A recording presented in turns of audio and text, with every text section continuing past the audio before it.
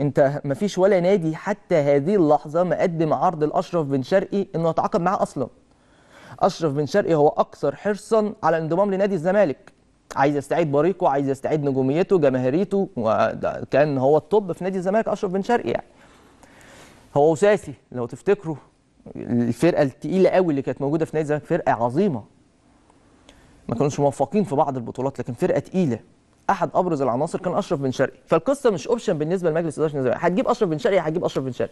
تقول لي ازمه القيد، قلت لك القصه هتتحل امتى؟ في اخر يوم او اليوم اللي قبل الاخير في فتره القيد، والزمالك هيأيد اشرف بن شرقي في القائمه الافريقيه، وهيلعب ماتش السوبر قدام الاهلي يوم 27/9 بخلاف بعض الصفقات الاخرى اللي الزمالك حسمها اصلا. لكن خلينا في حته اشرف بن شرقي. الزمالك اتفق مع اشرف بن شرقي على $1,100,000، وهقول لك التفصيله في ايه دلوقتي او ايه العائق الاخير اللي هيتحل.